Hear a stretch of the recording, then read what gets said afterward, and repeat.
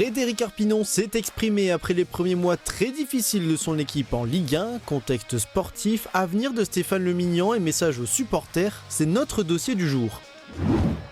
La durée de la suspension de Sadibou Sané, la sortie du livre de Sylvain Castendush, retour sur l'actualité de la semaine côté FC Metz, et ça va faire un carton.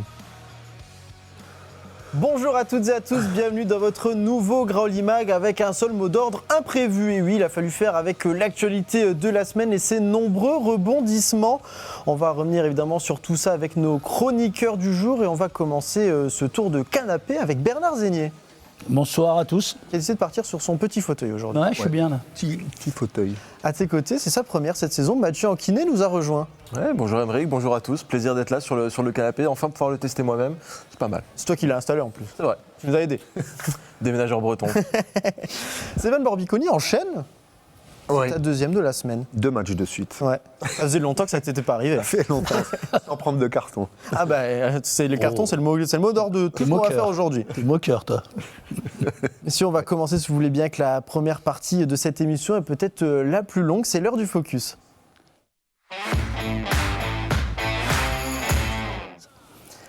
On va évidemment revenir sur tout ce qu'il s'est passé du côté du FC Metz et on va commencer avec Frédéric Arpinon. En effet, c'est lui qui a pris la parole ce matin du côté du centre d'entraînement de Frascati. On a plein de choses à dire. On va commencer avant ça, si vous le voulez bien, par le contexte qui est lié au FC Metz parce qu'il n'est pas venu parler pour rien évidemment. Messieurs, j'ai une petite question pour vous. Quelle place dans ce début de saison du FC Metz, dans l'histoire de la Ligue 1, est-ce que vous avez déjà connu des départs pires que ça pour un club en Ligue 1 FC Metz ou non Pour un club ou le FC Metz? Les deux, si tu arrives un petit FC Pour Metz. un club, j'en sais rien, moi. Au niveau comptable, 2 points en 8 matchs, je pense que c'est inédit. Hein. Pour Metz. Pour Metz, même pour un autre club, en Ligue 1, 2 points en... J'en sais rien, sur 24. Stéphane. souvent, Les autres clubs, j'en sais rien, mais Metz, je pense que c'est une première. Hein. Il y a une stat qui a remonté récemment, c'est celle de Lyon, je crois, qui avait fait un démarrage assez compliqué. Ils avaient 3 points à ce moment-là. Mais ils avaient réussi à faire quelque chose de leur saison derrière. Ils ont fini Je ne veux européen. pas dire que ça va arriver au FC Metz. Je ne m'avancerai pas trop là-dessus, évidemment, parce que le mercato hivernal, 80 millions, pas sûr qu'ils seront investis au mercato d'hiver au FC Metz. Mais tout de même, je me suis justement penché sur ce qui s'est passé, pas forcément au FC Metz, en Ligue 1. Et il y a des records qui peuvent être battus, des pas bons évidemment, des records qu'on n'a pas envie de battre. On pourrait commencer, dites-moi si vous y croyez ou non, il faut répondre non à chaque fois, hein, je vais vous aider. En 2024-2025, donc c'était la saison dernière, Montpellier a été relégué avec le plus faible total de points dans l'histoire de la Ligue 1, avec seulement 16 points. 16 points, ça fait... il nous en reste plus beaucoup là déjà, même avec 2 points. Stéphane ? Le FC Metz va faire beaucoup plus, on l'espère quand même. C'était déjà la Ligue 1 à 18, donc 34 journées. Moi, j'avais connu la Ligue 1 à 20 clubs, donc le maintien était autour des 40 points. C'est vrai que 16 points, c'est quand même assez bas et même très bas comme total. Après, le FC Metz, c'est sûr que si on prend 2 points tous les 8 matchs, le calcul est très rapidement fait. On va battre ce record. Après, j'ose espérer que... l'équipe va progresser et prendre des points assez rapidement. On a une deuxième statistique, c'est vrai que le FC Metz court actuellement après sa première victoire de la saison. Je vais vous tester, est-ce que vous savez quelle est l'équipe qui a connu la première victoire la plus tardive en Ligue 1 ? Je vais vous aider, c'était lors de la saison 2015-2016. 2015-2016 Plus tardive. Assez technique. Hein. Le club n'évolue pas en Ligue 1 actuellement, il évolue en Ligue 2 aujourd'hui. Tu poses une colle. Guingamp. Et non, c'était l'Estac 3. Ils ont dû attendre la 22e journée de Ligue 1 pour connaître enfin la victoire. Combien ? 29e ? 22e. Ah, 22e. 22e journée. C'est une traversée du désert dans le jargon quand même. Alors oui, et puis surtout que ça, c'est 22e, t'es fin janvier, février déjà, même un peu plus. Ouais, tu dois être février. Là, dans les têtes, au niveau des joueurs, ça doit être compliqué quand même. Alors, si ça peut rassurer peut-être les supporters qui sont avec nous sur Twitch, ils ont eu leur première victoire de la saison face au LOSC, qui est le prochain adversaire du FC Metz. Qui était peut-être pas le LOSC de maintenant. Pas tout à fait, il y avait quand même de fortes têtes à ce moment-là dans cette équipe, mais ils étaient plus mal en point, ils étaient au milieu de tableau je crois à ce moment-là, alors que là ils sont quand même 6e. Le plus grand nombre de défaites en Ligue 1 est co-détenu par Angers, mais aussi par les Stag 3. Alors les Stag 3, c'est en 1960-1961. Pas forcément de ma génération, peut-être plus celle de Bernard. Peut-être que tu l'as vu à la télé. Non, 61, j'étais petit encore. Ouais, mais Même si maintenant, tu regardais peut-être déjà le foot même à ce si moment-là. je suis vieux maintenant, pour toi, et t'es gentil de me le rappeler. Mais là, j'étais jeune en 61. C'est 28 défaites sur une seule et même saison. Donc il y avait un tout petit peu plus de matchs, mais c'est quand même énorme. Bon, arriver à 28 Suicide défaites. collectif, là. 3 matchs sur 4 oui, que tu perds. Ça doit être terrible. Le FC Metz est actuellement à 2 points et peut encore se battre pour le plus petit nombre de points en Ligue 1. Moi, je ne suis pas persuadé qu'ils se battent pour ça. Non, malheureusement, ils peuvent en faire partie. Encore une fois, c'est que des statistiques qu'on ne veut pas avoir. Le plus petit nombre de victoires en Ligue 1, c'est 3 victoires. C'est très long. Comment on fait, messieurs, quand on est dans une saison comme ça, on fait que 3 victoires? Je sais pas. À partir de quel moment on abandonne? Je crois qu'on arrête le Tu sais, foot. toi, Stéphane? Moi, je sais heureusement, j'ai jamais connu quand même à ce point-là. Bon, on n'y est pas encore, la saison est Non, la pas saison, finie. Évidemment. Mais ce qui est sûr, c'est que l'équipe est en difficulté. Vous subissez dans les têtes, vous êtes en perte totale de confiance, vous êtes contesté, vous êtes critiqué par les supporters. Donc, avant tout, le travail, il est psychologique, de se relancer, de travailler, de malgré tout garder confiance et une lueur d'espoir dans le fait de pouvoir accrocher à un match référence ou une victoire, parce que ce n'est pas le cas encore des Grenats.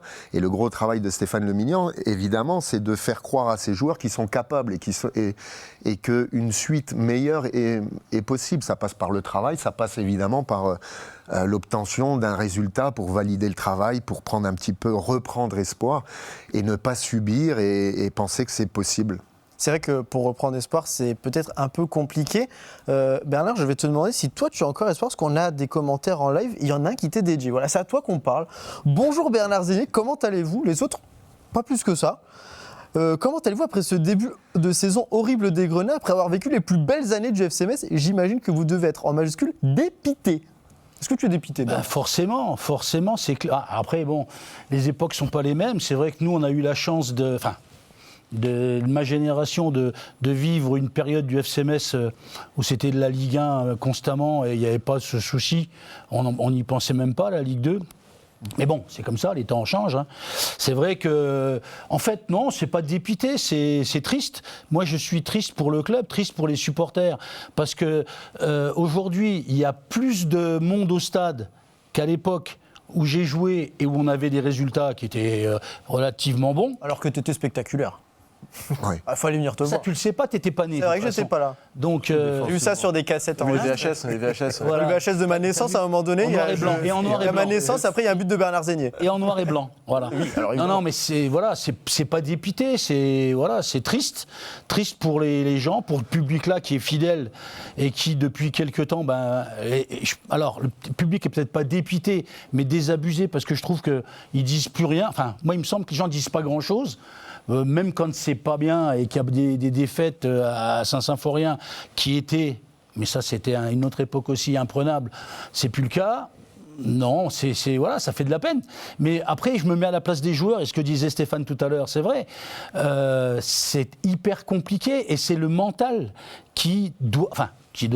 il faut travailler, les entraînements, tout ce qu'on peut travailler, tout ce que le coach peut leur apporter, quoi qu'on en dise, parce que moi je reviens là-dessus aussi, on parle de l'éviction de l'entraîneur maintenant, c'est sûr que c'est plus facile, et d'essayer peut-être un choc psychologique, mais globalement ça marche pas souvent, voilà, donc il va apporter des trucs, tactiquement tout ça, mais c'est le mental qui leur manque en ce moment, parce que on a vu dans les matchs, notamment, alors les matchs, comme vous l'avez, comme toi tu l'as dit surtout, de leur championnat, qui étaient les matchs d'Angers et du Havre. Aujourd'hui, il y a 17 équipes qui ne sont pas du championnat de Metz. Hein. Si on fait les comptes, oui. Ça va être compliqué parce que t'arrives pas à battre Angers, t'arrives pas à battre le Havre. Alors j'espère que la tendance va s'inverser et mais c'est le mental, et je le redis encore, c'est le mental qui va faire la différence. Mais comment ces garçons-là vont pouvoir se remettre? Stéphane l'a dit, il faut une victoire, il faut enclencher un truc. Mais après, à côté de ça, il faut des tauliers aussi. Et est-ce qu'ils ont beaucoup de tauliers dans l'équipe cette année? Et dans le groupe? Non. Non, mais dans l'équipe, quand je dis l'équipe, c'est le en groupe. général. C'est pas les 11, Mais c'est le ce qu'on groupe. disait en début Ils en de ont pas saison, beaucoup. C'est ce qu'on qu'il y a eu dit. Une hémorragie de Voilà. joueurs cadres qui n'étaient plus forcément titulaires, mais qui avaient leur importance. Et qui ont l'importance au niveau de tout ce qui est psychologique. Et puis quand il faut bouger les gars, quand il faut les booster, c'est pas toujours le meilleur joueur de l'équipe. Hein. Quelles que soient les équipes, il y a des mecs qui ont ça en eux. Et qui sont légitimes. Et qui de sont par leur légitimes. expérience, Voilà. expérience, leur âge. Et je trouve, et à Metz là cette année, il y a plus ceux de l'année dernière, notamment Mathieu Hudol qui pouvait être là, ou Traoré qui a pu le faire aussi. Stambouli joue pas. Est-ce que Stambouli est capable de prendre ce rôle-là? Moi, je pense, de par son expérience, son âge aussi, voilà. C'est un garçon qui il est là aussi. Il n'a pas joué l'autre jour, mais où il est rentré à la fin. C'est ça. Un garçon comme ça, mais il y en a peut-être trop peu. Il est esselé aussi. Voilà, il y en a peut-être trop peu dans le groupe. C'est ça qui est peut-être inquiétant. Tu parlais de ces joueurs de l'ombre. Nous, on a Mathieu qui est notre joueur de l'ombre à nous. Hein. C'est ta première titularisation, mais pourtant, tu as un cadre du vestiaire de l'émission. Hein. Tu es là tous les entraînements, toutes les conférences d'avant-match et tout. Et c'est vrai qu'on en avait parlé un petit peu avant l'émission. Alors, c'est pas encore une fois des bonnes nouvelles. On espère que les joueurs ne me regardent pas tout de suite. Il faut revenir dans 2-3 petites minutes parce que c'est toujours le rayon des mauvaises nouvelles. On a regardé ce que ça a donné pour les clubs sur les 10 dernières saisons lorsqu'ils étaient lanterne rouge à la 8e journée. Et le moins qu'on puisse dire, c'est que c'est pas forcément gage de bonnes nouvelles. Sur les 10 dernières saisons, il n'y en a que 3 qui ont réussi à se maintenir en étant lanterne rouge.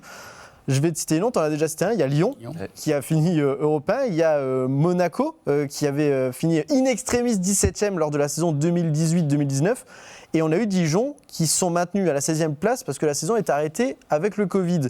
Pour tout le reste, on peut citer le Gazec d'Ajaccio, on peut citer Nancy, on peut citer Metz, on peut citer Saint-Etienne qui a perdu au barrage notamment, Montpellier la saison dernière ou encore Angers. Être dernier, pour sortir de là, c'est vraiment pas un truc évident. Et là, il va vraiment falloir trouver quelque chose parce que toutes les statistiques prouvent que pour le moment, c'est très très mal embarqué. Après, le propre des statistiques, c'est qu'elles sont pas vraies. Elles sont jamais là à 100%. On est là pour les faire mentir, etc. et créer la surprise. Mais c'est vrai que le FC Metz, malheureusement, sur les dernières années, et quand je dis les dernières années, je suis encore gentil, depuis très très longtemps, n'a jamais su les faire mentir ces statistiques-là. J'ai l'impression, à chaque année en Ligue 1, on se retrouve dans la même conversation, à peu près au même moment de la saison. Ah mais je dis, c'est juste les noms des chroniqueurs qui changent sur les conducteurs. C'est les mêmes tous les 2 ans. À se dire, est-ce que c'est possible d'inverser la tendance? Est-ce qu'il est possible de trouver un levier, etc. Est-ce que le mercato d'hiver va permettre de machin? Finalement, là, les statistiques, on les a vérifiées maintes et maintes fois ici à Metz et à Saint-Symphorien. Elles sont extrêmement dures à faire déjouer et malheureusement, ça sent mauvais pour le FC Metz qui n'a pas su prendre les points sur les matchs où il en avait peut-être à prendre depuis le début de saison et qui là va aborder une phase de la saison qui va être très complexe. L'hiver est jamais un moment très bon pour le FC Metz. Il y a la CAN, il y a des tas de choses qui peuvent se passer. Le mercato, on n'est jamais à l'abri non plus de faire venir quelqu'un, mais surtout de voir quelqu'un partir, parce que le FC Metz, c'est un club qui est aussi à l'écoute de toutes les propositions en fonction des joueurs et en fonction de si la proposition est suffisamment rémunératrice. Donc il peut se passer beaucoup de choses dans le sens négatif et finalement la fenêtre d'espoir et la petite lumière au bout du tunnel. Parce qu'on disait les 80 millions, tu ne vas pas les mettre cet hiver, quoi. Comme je crois que Lyon ou... On est souvent au Stade Saint-Symphorien. J'ai pas vu une pièce cachée avec un coffre et 80 millions. Je crois qu'ils sont pas ici. Regardez sous tous les sièges du stade. Je vais me faire engueuler. Je sais, je vous connais maintenant. C'est vrai que moi j'aime bien regarder le classement, faire des calculs. Et c'est vrai qu'il y a 2 places pour descendre, il y a une place pour le barrage. Et il n'y a pas que le FC Metz qui est dans une mauvaise posture dans ce début de saison. On va regarder justement les dynamiques de ces fameuses équipes qui sont dans le championnat du FC Metz. Bernard, on a Nantes, on a Le Havre ou encore Angers qui ont connu une victoire cette saison pour le moment, ni plus ni moins. Ils sont tous les 3 à 6 points. Et depuis, ce sont des séries assez compliquées. Pour Nantes et Le Havre, ils sont sur 3 nuls et 2 défaites. Ça fait donc 5 matchs sans victoire. Pour Angers, c'est un tout petit peu plus long. Leur victoire date de la première journée. Ils sont sur 3 nuls et 4 défaites. Il est vrai que le FC Metz devra aussi apprendre, Bernard, à aller appuyer là où ça fait mal dans des équipes qui sont en manque de confiance, parce que là, en fait, Metz redonne confiance à tout le monde. Oui, et puis je crois que c'est dans le match d'Angers ici, où tu as un penalty, où tu peux mener au score, et tu le manques. Bon, ça arrive de manquer des pénaltys, c'est pas le souci. Mais dans ce cas de figure-là, c'est pas bien, quoi. On l'a dit, le FC Metz ne sait pas faire mal. Ils ont ouvert plusieurs fois le score en tout début de saison, mais se sont fait rattraper et ont voire perdu derrière. tuer le match, c'est quelque chose qui doit faire partie des début de habitudes. saison, ils ne sont pas capables de tuer un match, ça c'est clair et net. Quand ils ont eu la possibilité, alors je ne te parle pas de Marseille, je ne te parle pas du match de Toulouse, mais à domicile notamment, ils ont eu quand même à domicile des opportunités pour éventuellement le faire, et ils ne l'ont pas fait. Alors c'est là où je te disais tout à l'heure, quand on parle des équipes du championnat de Metz, Angers, ça en fait partie, Le Havre, ça en fait partie, et tu les bats pas. Donc c'est quoi les équipes du championnat de Metz maintenant ? C'est ça la question que je pose moi aussi. C'est ça qui est problématique. C'est ça qui est problématique, tu vois. Pour analyser le début de saison de Metz et pour avoir des motifs d'espoir, il y en a très peu parce que objectivement, tu reçois Le Havre et Angers à domicile qui sont dans notre catégorie, et je ne vais pas dire les pires équipes de Ligue 1 avec nous, mais... En tout cas, pour le moment, sur ce début de saison, ils connaissent aussi, ils font partie comptablement des pires équipes. On n'arrive pas à les battre à domicile. Donc ça, c'est problématique. Après, les motifs d'espoir, c'est que au classement, il y a lanterne rouge et lanterne rouge. C'est-à-dire que si on est à la bagarre, à la lutte très serré au niveau du classement, ok, on pourrait se dire, on peut inverser les statistiques, etc. Sauf que là, on commence à être un petit peu décroché. Pas 4 points actuellement. Heureusement, il n'y a que 4 points, donc ça peut aller très vite. Peut aller vite, une victoire, une contre-performance.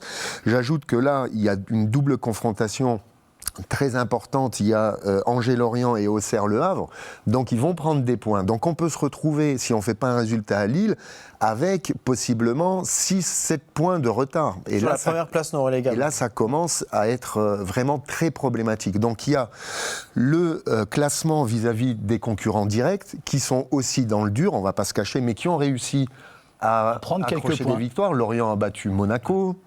Le Havre aussi a eu sa victoire, il me semble, contre Nice. Nous, on n'a pas eu cette victoire. Et les autres sont dans le dur. Nous, on est encore plus dans le dur et on n'arrive pas à battre nos concurrents directs. Donc, on se dit, si on ne bat pas Angers et Le Havre à domicile, on va battre qui ? Là, on va à Lille.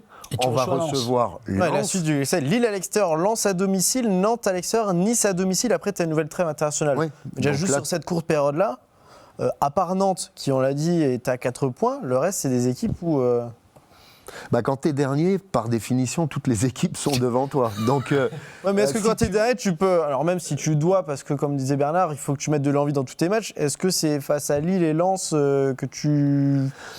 te dis que le rebond est faisable? C'est face à tout le monde, c'est pas que... Honnêtement, à Lille, c'est un déplacement. Lille, ils ont perdu un match chez eux, je crois que c'est Lyon 1-0. Ils ont fait 1-1 contre Paris Saint-Germain.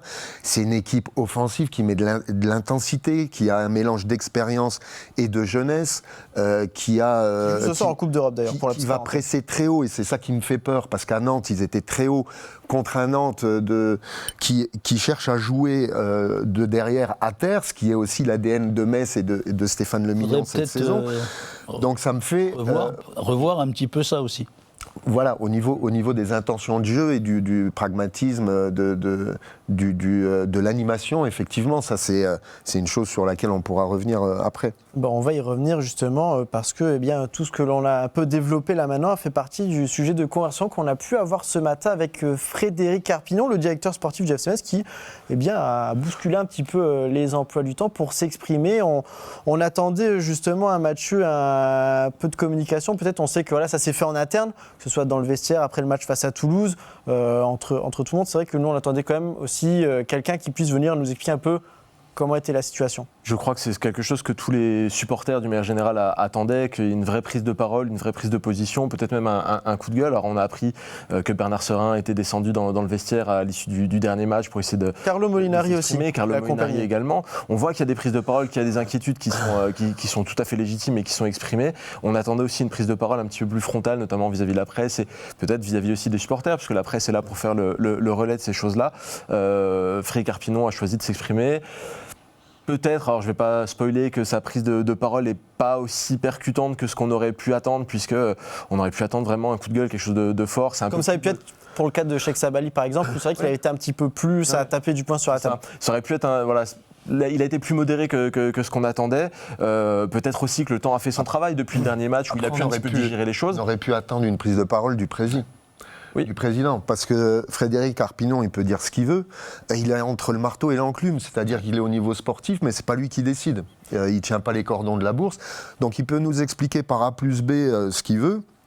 La réalité, elle vient du président, parce que au final, c'est lui qui appuie sur on fait pas les contraintes budgétaires et Frédéric Arpinon est sous le plafond de verre et malheureusement n'a pas le carnet de chèques dans la poche. Malgré tout, il se livre, on va le voir, sur les intentions du club d'une manière générale, sur le statut de Stéphane Le Mignan, le rôle de capitaine et des choses comme ça, des sujets mine de rien qui animent les conversations depuis le début de saison. Donc il apporte des éléments de réponse sans forcément renverser la table et tout casser. D'un autre côté, est-ce que renverser la table et tout casser est vraiment la bonne solution quand on est dans le cadre du FC Metz? Peut-être qu'il faut apporter de la sérénité. C'est peut-être ça qu'apporte Frédéric Arpinon dans sa prise de parole. On va justement regarder si lui a la même vision que nous autour du plateau, que vous qui nous regardez sur le contexte du FC Metz. Je vous propose de l'écouter.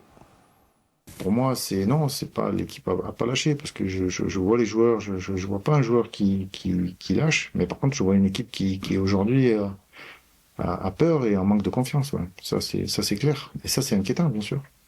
Tu parles de peur, de pessimisme ambiant.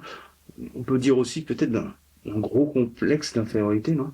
Oui, après, c'est bien sûr que je pense que quelque part, ça en découle, ouais, ça en découle.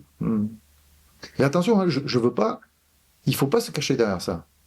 Et comme j'ai dit aux joueurs, quand tu joues contre Marseille, tu dois avoir envie d'être meilleur que Greenwood. Si tu rentres pas avec cet état d'esprit, avec cette ambition, tu peux pas jouer, et tu peux pas jouer au football, et tu peux pas jouer à Metz, ça c'est sûr. On doit jouer des matchs comme ça avec cette ambition. Oui, ça change. Oui, pour moi, il peut changer, mais il faut qu'il y ait des actes. Après, les paroles, c'est bien beau. Voilà, je vous l'avais dit, j'ai parlé, le président, il a parlé. Cette semaine aussi, pareil, le président est venu ici, il y a eu des prises de parole, mais c'est bien beau les prises de parole. Mais après, il faut qu'il y ait des actes. Voilà, on a parlé de Stéphane, de la façon de jouer. À un moment, il aussi, peut-être qu'à un moment, il faut changer ça. Être un peu moins ambitieux, peut-être. Oui, voilà, bien sûr. Et c'est des changements. Après, pareil, il faut que les joueurs soient plus courageux. Il faut pas perdre le match avant de l'avoir joué. Et ça, on doit le voir, quoi. On doit le voir à l'entraînement, parce que pour moi, on joue comme on s'entraîne. Et on doit le voir contre Lille. Et puis après, il arrivera ce qu'il arrivera à Lille. Mais si on arrive à changer ça, après à un moment ou un autre, tout changera. Tout changera. Bernard, il ne faut pas se cacher derrière ça, il ne faut pas laisser la peur s'installer. On l'a dit, c'est pas évident parce que le problème, il ne date pas de cette saison. C'est pas une première pour le FC Metz dans cette saison-là, c'est tous les 2 ans, ou presque en tout cas. Il y a quelque chose, c'est Stéphane Mounias qui a dit sur le plateau, il y a quelque chose d'un petit peu pessimiste qui s'est installé autour du club aussi. Le pessimiste, l'année dernière, il n'avait pas lieu d'être puisque tu étais en Ligue 2 et que tu es monté. Donc la saison, elle est plutôt bonne en Ligue 2. C'est pas le souci. Ouais. Mais cette année en Ligue 1, sur les 8 matchs-là, alors il faut des actes, ben oui, mais tu as 8 matchs, et sur les 8 matchs, tu n'as pas de révolte. Oui, mais pourquoi tu fais un mauvais début de saison. Sur le constat, tu penses que c'est un hasard, et est-ce que tu penses que c'est une fatalité, le début de saison? L'intersaison, non, moi je pense pas que ce soit bien géré. Moi je pense pas que ce soit un hasard, parce que cette équipe-là, c'est une équipe très, alors gentil, très moyenne. Oui. Ben oui. C'est une équipe très moyenne.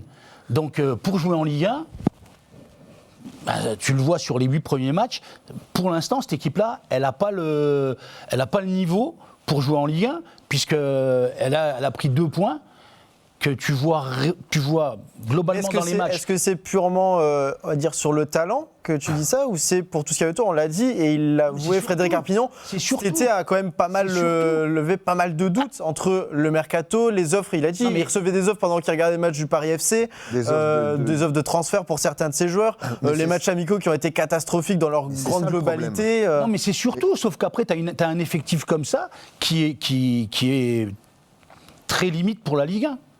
Et quand en plus de ça, ça démarre mal, comme ça a mal démarré, le mental, il est dans les chaussettes, t'arrives pas à accrocher quoi que ce soit. Je veux dire, il l'a dit, Fred. Il a dit, si tu joues au FC Metz, tu dois être capable de t'arracher. Enfin, c'est ce que j'ai compris. C'est ton arme, c'est ce que tu disais déjà dans différentes émissions. C'est ce que j'ai dit dans d'autres émissions. J'ai dit au FC Metz, on était capable, quand ça n'allait pas, de se foutre des coups de pied aux fesses et de mettre de la grinta, de mettre de l'agressivité. Il n'y a pas que ça, Borby. Je pense que le mal est plus profond, Bernard. Je pense que le mal est plus profond parce que les joueurs, dans la construction de l'effectif Fred Arpinon parle de confiance. La confiance, elle ne tombe pas du ciel. Non. La confiance, elle s'acquiert par le travail, par des recrues qui viennent renforcer Te l'effectif. bonifier ton équipe. Mais dans le bon timing, c'est-à-dire le plus tôt dans ta saison. Quand tu es au soir de Reims, où tout le monde est enthousiaste, j'étais en ville, il y avait l'écran géant, même il y avait de l'euphorie. Et moi, le premier, il y avait des signaux très positifs, c'est-à-dire qu'on avait un entraîneur qui est bon, qui fait jouer ses équipes, qui donne de la liberté à ses offensifs et et on a vu du spectacle. Mais tu sais très bien qu'à ce moment-là, tout le monde, et Frédéric Flan le disait aussi, mais même nous, entre nous, on se dit, ok, on va monter, c'est bien, mais la première phrase qui est arrivée, c'est on espère que ce ne sera pas comme les autres années. Oui, tu es obligé de partir déjà avec cet a priori-là, peu importe l'euphorie qu'il y a à ce moment-là. Oui, il y a une sorte de résignation et de fatalité. C'est pour ça que les supporters sont un peu anesthésiés, ou parce qu'on se dit, oui, à chaque fois on fait le yo-yo, on fait l'ascenseur, on est les recordman de descente, etc. Moi, j'analyse... Bernard Serin te dirait qu'il est recordman du nombre de montées. De montées. Il faut voir le verre à moitié plein. Mais quand je reviens au soir après Reims, une semaine après, le prési envoie un très mauvais signal dans le sens où il dit qu'il faut vendre pour 20 millions, où tous nos joueurs sont transférables. Ils ont une étiquette avec un prix. On entend parler de 10 millions, 15 millions, il faut vendre, il faut...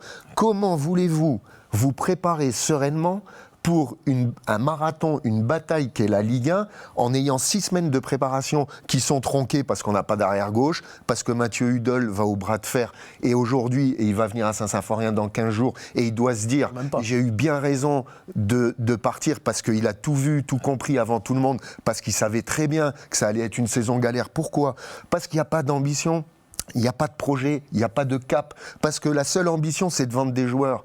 Comment voulez-vous rivaliser avec les autres équipes ? L'argument du club aujourd'hui, c'est de te dire qu'il n'y a pas d'argent. Mais tu as été joueur, Bernard. Oui, quand c'est le premier jour de préparation, que tu as vécu une belle saison, il y a une osmose, une synergie qui s'est faite avec le public, entre les joueurs. Et un tel veut partir. Son agent dit, oui, bon, tu gagnes 40 000, mais moi j'ai un club à 120 000, il va te donner... mais le président il veut pas parce qu'il veut 10 millions au lieu de 6. Le joueur, tu crois qu'il est dans sa tête prêt à livrer 34 combats. Lui, il se dit, je veux partir. Donc ça donne Sabali qui fait grève.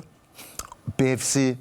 il est dans la tribune. Yegbe qui vient, qui est arrière-gauche. C'est pareil, il y a des causes, des conséquences. Il n'y a pas de hasard dans le football. Si tu prépares bien ta saison, le FC Metz, on a apparemment moins d'argent que les autres. Encore que j'ai regardé le classement des budgets. On a autant que d'autres clubs. On a autant que d'autres. C'est Eric Roy, je crois, à Brest, qui disait qu'on a moins d'argent que le FC Metz. 5 millions de moins. Ils ont, je crois, 35, on a 40. Ou avec la Ligue des Champions l'année dernière. Donc, on est 13e, c'est pas nouveau, c'est pas la 13e ex-aequo au niveau des budgets. Donc on n'est pas le dernier de la classe. Donc il faut arrêter de croire. Les autres, ils ont eu aussi le Covid, ils ont eu aussi Mediapro, la chute des droits de télé. Mais nous, on dirait qu'on a plus de besoin de vendre et plus de problèmes qu'ailleurs. C'est dur pour tout le monde. Simplement, recrutement tardif, on perd nos meilleurs éléments, Mathieu Hudol veut pas rester, on a Diallo qui vient, mais c'est trop tard, la fête est finie, on a 1 point au bout de 5 journées.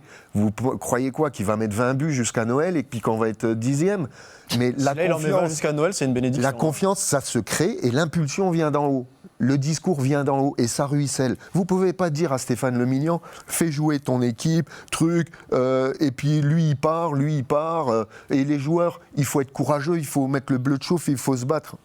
Mais qu'est-ce que le club a fait pour construire l'effectif et mettre les joueurs dans les meilleures conditions je pense qu'on n'a pas mis tous les atouts dans notre poche. Et j'espère que ça va évoluer. Tu dis que tu aurais voulu entendre justement le président parler, etc. Et beaucoup de gens actuellement aimeraient entendre Bernard Serin. Mais en vérité, il te dira la même chose que là. Mediapro, le Covid, la situation financière, il faut passer les contrôles financiers, etc. Il te dirait la même chose que les droits télé. Lorient, et finalement, on aurait le même discours que toutes les autres fois précédentes. Nantes, Angers, ils ont eu Mediapro, le Covid, ils ont eu... Ils ont touché la même chose. Je prends le cas d'Angers. Ils font leur prépa. Alors, c'est pas tout rose. Rennes vient et prend Esteban Le Paul. C'est le jeu, c'est le foot. Il a une grosse proposition, il ne peut pas refuser, les agents pour le club et tout. Ça, je le comprends. Sauf que nous, on veut vendre. On dit il faut vendre lui, Idrissa Gueye. Il n'a rien demandé, Idrissa Gueye. Il faut le vendre. Donc il loupe les 2 premières journées. Il joue au Paris FC, il fait un match catastrophique parce que dans la tête, il sait qu'il est en salle d'embarquement, il va être à l'Udinese ou à Southampton. Sabali, c'est pareil. Salibou Sané, pareil. Tout l'été, On dit tu vas partir, tu vas renflouer les caisses. Il reste là et c'est pour ça qu'il dégoupille à un moment donné sans occulter sa responsabilité. Mais ça, c'est tous des détails ajoutés les uns aux autres qui fait qu'on a 2 points au bout de 8 journées. C'est vrai que ce gros texte négatif, alors beaucoup nous disent qu'on se répète dans l'émission, en même temps, on pas inventer l'actualité du club, pas inventer les résultats sportifs. On a demandé à Frédéric Arpillon s'il avait un message, notamment aux supporters qui vivent cette situation à peu près de la même manière, en étant tout aussi pessimistes. On écoute ce qu'il a à dire. Ce que j'ai envie de leur dire, c'est qu'on a besoin d'eux, mais n'importe comment, ils le montrent à tous les matchs. Je vais pas, tout le monde le voit. Non, je leur dirais que voilà, il faut continuer à soutenir l'équipe et que nous, de notre côté, nous, c'est-à-dire moi, le staff, à un moment, on doit être beaucoup plus courageux, quoi. On doit aller chercher cette confiance, voilà. Et puis après, si on va chercher cette confiance, si on est courageux, automatiquement, on inversera la tendance et ensemble. Parce que, voilà, après, je vous cache pas qu'il y a des choses qui me gênent. Quand je vois certains, j'allais dire, je lis pas la presse, j'ai pas trop le temps de lire la presse, mais à un moment, ça me revient à mes oreilles. Moi, je peux comprendre que les supporters, ils soient en colère. Mais quand je vois certains anciens joueurs être pessimistes, être aigris, bien sûr que ça encourage pas à ce qu'on soit tous ensemble pour arriver à se sauver. Je peux comprendre tout ça, mais je dirais aux supporters, il n'y a pas un joueur qui triche. Voilà. Aujourd'hui, il y a des joueurs qui ont peur parce que on en a parlé. On monte, on descend, on a peur. Il y a ce pessimisme ambiant. Non, je dirais qu'aujourd'hui, voilà, tous ensemble, on doit essayer de changer les choses, quoi. Voilà. Tu es un peu comme un arbitre de combat de boxe. Tu vas pouvoir. Tu n'es pas ancien joueur, donc tu as le droit d'être pessimiste. Ça va les anciens joueurs, pas trop pessimistes, on est bien. Non mais l'union sacrée, ça règle tout. Honnêtement, j'en ai marre de cette union sacrée. Vraiment, j'entends ça depuis des années et des années et des années et des années. On entendait déjà ça en 2015, en 2016, etc. Ça n'arrête pas, cette union sacrée. On compte sur les supporters pour continuer à supporter. Oui, force est de constater qu'ils le font. Il y a énormément d'abonnements qui sont pris tous les ans. Le stade passe des records depuis 3 ans maintenant. Le stade est très bien rempli, etc. Mais en vérité, les gens qui sont au stade, eux-mêmes en ont marre, ils viennent parce qu'il y a un attachement au club, parce qu'il y a des tas de valeurs, il y a pas mal de choses, ils viennent parce qu'ils aiment supporter, parce qu'ils sont attachés à leur club local, tout ce qu'on veut, mais ils viennent pas vraiment parce qu'ils attendent un grand résultat du FC Metz, une grande saison ou quoi que ce soit. Ils entendent ces discours d'avant-saison dont parlait Stéphane avant, on dit il faut vendre, plutôt que de dire on va faire une bonne saison cette fois-ci, on va essayer de se donner les moyens. Non, l'union sacrée, compter sur les supporters pour supporter quoi qu'il arrive et être positif quoi qu'il arrive, ça n'a pas de sens. Il faut leur donner quelque chose pour qu'ils le soient. C'est comme les joueurs qui ont peur et qui ont besoin d'un résultat pour avoir moins peur. Bon, les supporters, ils ont besoin de victoire pour avoir une bonne raison de venir le week-end ou en semaine voir des matchs au stade et donner de la voix et faire le nécessaire. Moi, je trouve ça admirable ce qui se passe en tribune. Ça fait des années qu'ils sont patients, ces gens-là, qui payent des abonnements extrêmement chers, de plus en plus chers d'une manière générale, mais ça, c'est l'inflation qui veut ça, mais des abonnements qui sont chers, qui donnent du temps, qui donnent de l'énergie, qui font des banderoles, qui font des drapeaux, qui sont présents en déplacement. On en voit partout en France. Et qui n'ont aucune récompense. Alors on pourrait dire oui, récompense, on fait une bonne saison en Ligue 2 une fois sur deux. C'est pas suffisant. Tous ces gens-là attendent autre chose, on attend autre chose. Et c'est vrai que demander sans arrêt avoir un soutien indéfectible, ça marche plus. Stéphane, Bernard, c'est vrai qu'on a entendu qu'il a mentionné les anciens joueurs. Est-ce que dans une situation comme ça, vous avez un rôle à jouer, selon vous ou pas ? Moi, je pense. Moi, je pense que pour progresser dans la vie comme dans le football, il faut analyser les conséquences et avoir le bon diagnostic. Si vous mettez les problèmes sous le tapis, vous ne pouvez jamais les résoudre. On a été ancien joueur, on a été critiqué. Moi, j'ai été critiqué. Tout le monde est toujours critiqué. Accepter les critiques. Sinon, tu n'acceptes pas le poste. Frédéric Arpillon est directeur sportif du FC Metz. C'est normal qu'il écoute à droite, à gauche, un petit peu les avis. Nous, en tant qu'anciens, moi, ça ne me fait pas plaisir de poser un diagnostic qui est forcément négatif. Mais Bourbi, c'est pas des critiques, c'est des constatations que tu fais. En tant qu'observateur, je suis désolé, dites-moi comment être ultra positif ou optimiste quand tu as 2 points en 8 journées. Et je suis optimiste, mais j'analyse le FC Metz comme j'analyserais Angers, Lorient, en enlevant mon côté amour l'affectif du club. Simplement, quand on démarre la saison, que tu as un gamin de 16 ans et demi qui est titulaire les 2 premiers matchs, pour moi, c'est une anomalie. Quand le remplaçant, Salibou Sané, a 18 ans, que tu as 2 Géorgiens qui n'ont jamais joué en Ligue 1, pour moi, tu respectes pas la Ligue 1, c'est tout. Et tu n'as que ce que tu mérites. Donc après, je comprends Frédéric Arpinon, il demande l'union sacrée.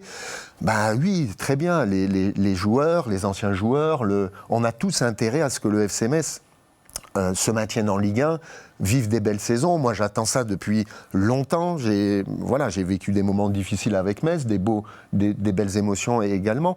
Mais c'est trop simpliste de dire, oui, bon, il y a des critiques, il faut demander l'union sacrée. Mais qu'est-ce que vous faites pour qu'il y ait l'union sacrée ? Est-ce que vous donnez des gages et des garanties pour un petit peu rassurer, pour montrer un projet clair, pour avoir une équipe solide, pour ce qu'ils auraient pu dire à Mathieu Hudol, par exemple, pour le retenir.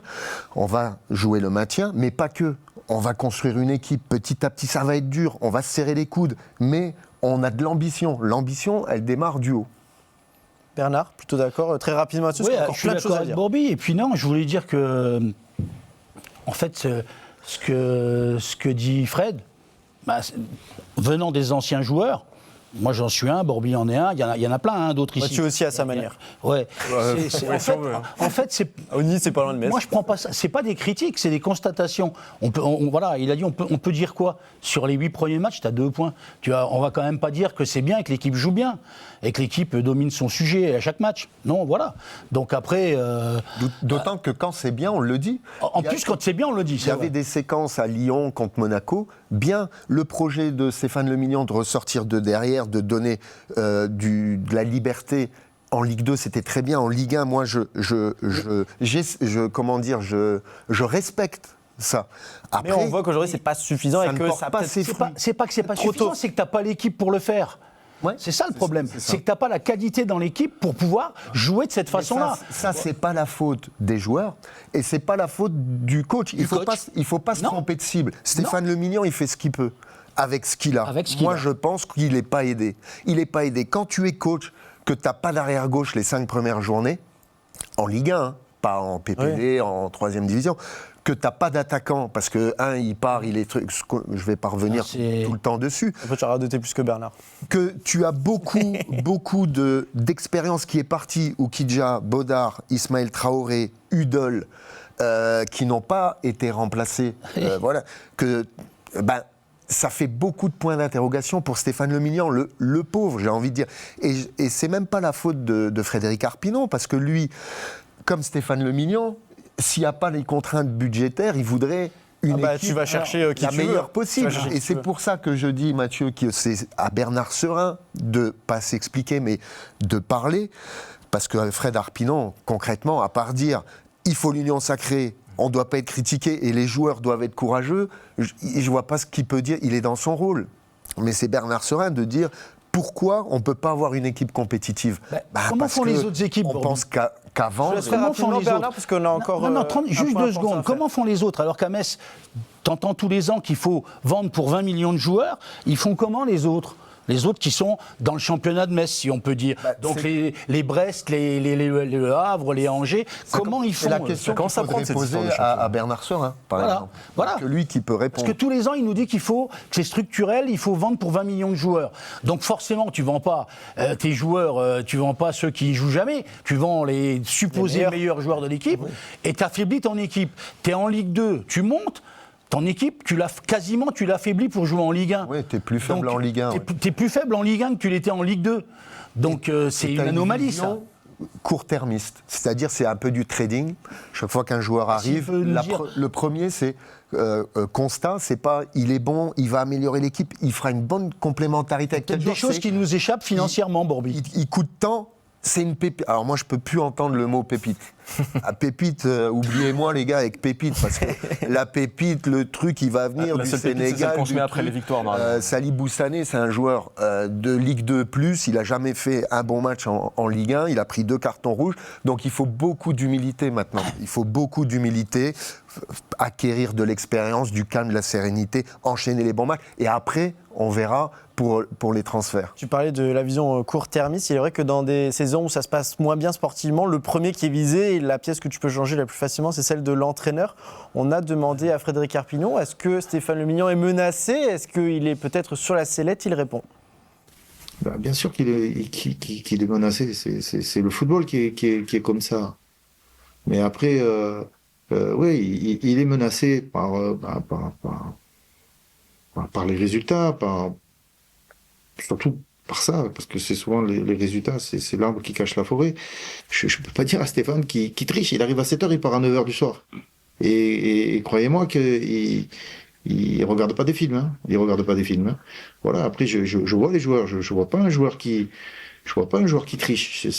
Non, je sens que voilà, aujourd'hui, on doit se remettre en question sur ça. C'est pas un moment. Il faut avoir du courage et il faut faire changer la donne. On ne peut pas jouer comme ça avec la peur au ventre, avec la peur de perdre. C'est pas Metz. C'est pas Metz. Par rapport à Stéphane Le Mignon, est-ce qu'il y a un ultimatum qui était formulé ou pas? Pas du tout. C'est des questions, comme je vous l'ai dit, c'est des questions qui se posent, que vous vous posez, vous, les médias, que tout le monde se pose, que nous aussi on se pose. Mm-hmm.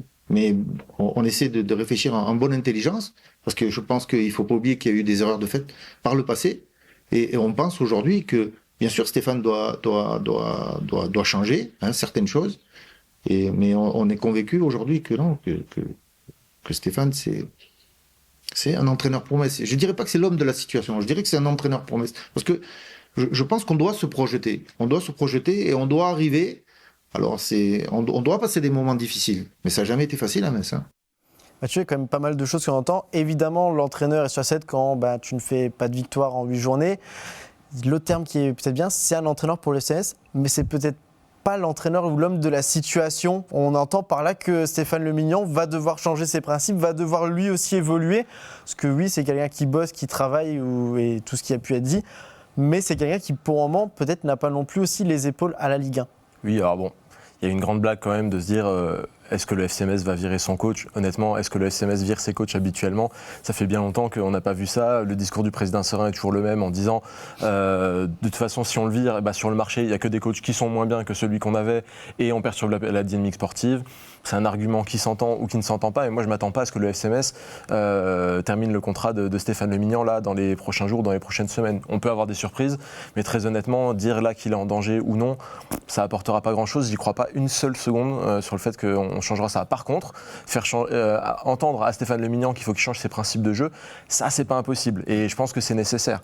Parce qu'on a bien vu que ces schémas de jeu ne fonctionnent pas, ne prennent pas, et que les résultats n'arrivent pas non plus. Et je pense que le FC Metz n'est plus en situation d'attendre et qu'il faut absolument trouver des solutions rapidement, donc changer les schémas de jeu. Alors ça peut fonctionner ou non, mais effectivement le Mignon Ball qu'on attendait, on en avait parlé lors de la dernière émission de Ligue 2 en disant voilà, on va voir ce que ça va donner en Ligue 1. Bon voilà, on a vu, ça passe pas. En tout cas pas avec cet effectif-là, pas avec ces intentions-là. Peut-être moins beau, mais aller chercher un maintien derrière. Ouais, il faut aller chercher un maintien même si c'est pas beau. Même si c'est pas l'effectif, par rapport à ça, c'est clair. L'effectif là, il n'est pas taillé pour jouer comme Barcelone ou je sais pas qui, moi. On aimerait PSG. bien. Après, en Ligue 1, c'est très très dur de faire le jeu, d'avoir la possession, et d'être efficace. Il y a Paris qui arrive, évidemment. On a eu la possession à Toulouse, on en a pris 4. L'ADN de Stéphane Le Mignon, et c'est un entraîneur qui est intelligent, c'est de faire jouer ses équipes. Oui. Et on parlait en début de saison. Comment trouver le bon équilibre entre attaquer et bien défendre? Parce que forcément, en Ligue 2, Metz fait figure d'épouvantail et puis plus. Tu payes peut-être moins cash une erreur que tu fais en Ligue 2 qu'en Ligue 1. Il y a plus de puissance, plus de rapidité en face, plus de qualité. De qualité, tout simplement. Donc tu es amené à plus subir. Et moi, je pense que la clé. Je ne suis pas pour une éviction de Stéphane Le Mignon, mais c'est vrai qu'il faut qu'il change peut-être un football plus pragmatique, c'est-à-dire que 6 mètres, Fischer, long ballon, Diallo, on vient soutenir en dessous, on monte de 10-15 mètres le bloc et on va presser. Ou alors la capacité aussi à bien défendre ensemble peut-être être un peu moins offensif, technique, mais peut-être un petit peu plus défensif pour prendre des points. Après, comme j'ai dit, quand on sera 10e du championnat, 10 points devant le premier relégable, on pourra se remettre... Arrive dans le vestiaire, tu as dit amusez-vous messieurs, vous avez mérité. Quoi. À jouer, mais aujourd'hui, ce qu'il faut, c'est des résultats. C'est ce qui valide le travail, ce qui donne de la confiance aux joueurs, de la crédibilité aussi. Et pour ça, je pense qu'il faut un jeu un petit peu plus vertical, un peu plus projeté vers l'avant. Et un poil plus d'implication, d'agressivité du groupe. Hein. Et surtout arrêter de faire des dégagements aussi mètres à 3, je n'en peux plus, mais après ça c'est personnel, peut-être que ça fait partie de la tactique. Messieurs, il nous reste une dernière partie dans cette émission, avec notamment l'actualité de la semaine, c'est l'heure du journal de la Ligue 1. Et vu que vous avez été très bavard, on va faire un petit peu plus rapide, mais l'une des actualités, c'est évidemment la suspension de Sadibou Sané. On connaît désormais la durée de son expulsion. Ce sera 3 matchs fermes pour Sadibou Sané. Alors toi, Bernard, des tacles comme ça, à ton époque, t'en faisais tout le temps. Ouais. Et c'était pas filmé. Alors c'est peut-être pour ça qu'il ne prenait pas 3 matchs, mais en tout cas, je pense les connais ces tacles-là. Je les connais, mais je pense qu'on était peut-être un peu plus malin que ça pour les faire.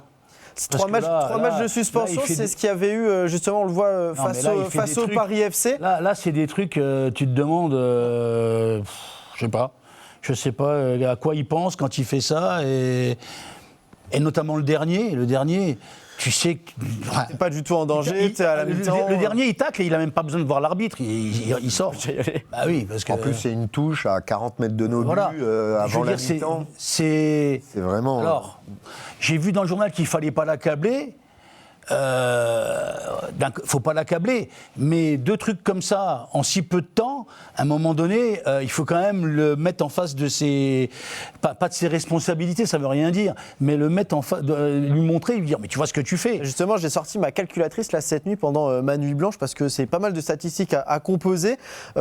S'il est aligné au coup d'envoi pour son retour, donc ce sera la 12e journée face à l'OGC Nice, Sadibou Sané pourrait retrouver le terrain après avoir manqué plus de 60% du temps de jeu qu'il aurait pu avoir, parce qu'il est titulaire depuis des suspensions. À cause de suspensions, seulement pour des suspensions. Je parle pas de remplacement, je parle pas de... Il a été remplacé, je crois... Non, et encore, je crois qu'il a rien raté. Il a juste raté 10 minutes contre le Paris FC avec un rouge. Il a raté une mi-temps à Toulouse avec un rouge. Et après, c'est 6 matchs de suspension. C'est 60% du temps de jeu. C'est énorme. On dit Stéphane Le Mignan, malheureusement, il doit aussi combler avec ça. Quand tu as un de tes meilleur joueur entre guillemets ou un de tes joueurs sur lesquels je te basais qui rate la moitié du début de saison, Mathieu, on sait c'est pas facile. Ouais, on l'a dit tout à l'heure, le FC Metz est parti pour battre des records, mais pas forcément ceux qu'on voudrait voir battus. Là, il est pas mal. On peut quand même être content de voir que c'est entre guillemets que 3 matchs parce qu'on est sur quand même 2 cartons rouges sur un très court laps de temps. C'est ça. Ils auraient pu aller beaucoup plus loin. La dernière fois, il avait dit qu'il avait compris et qu'il ferait plus la même chose. Bon. Ça a servi pour les TikTok. Et on demande au groupe d'avoir de l'agressivité. Là, c'est pas de l'agressivité. Non, c'est pas ça. C'est de la bêtise. C'est de la bêtise. C'est de la gestion des émotions, comme disait Stéphane Le Mignan. Il y a une autre actualité, toujours liée au carton, mais plus douce évidemment. Il y avait 3 Messins en dédicace cette semaine au stade Saint-Symphorien. On y a vu Titaïchvili, Habib Diallo ou encore Cléo Mélière. Mais c'était aussi l'occasion de rencontrer Sylvain Cassendush qui était présent également pour la sortie de son autobiographie Derrière le masque, l'occasion de revenir sur sa longue carrière couronnée de succès. C'est vrai qu'on est loin du contexte que l'on connaît actuellement. Très rapidement, Bernard, on n'aura pas l'occasion d'entendre Cassendush sur comment on écrit un livre. Je ne sais pas si c'est dans tes prévisions, peut-être. Tu fais partie de ce livre, sache-le, je t'ai vu dedans. Ah bon j'ai un peu feuilleté déjà avant de le lire en entier. D'ailleurs. Ouais. Toutes ces actions où il a défendu. Exactement, et il y a plein de photos. Il fait 2 pages.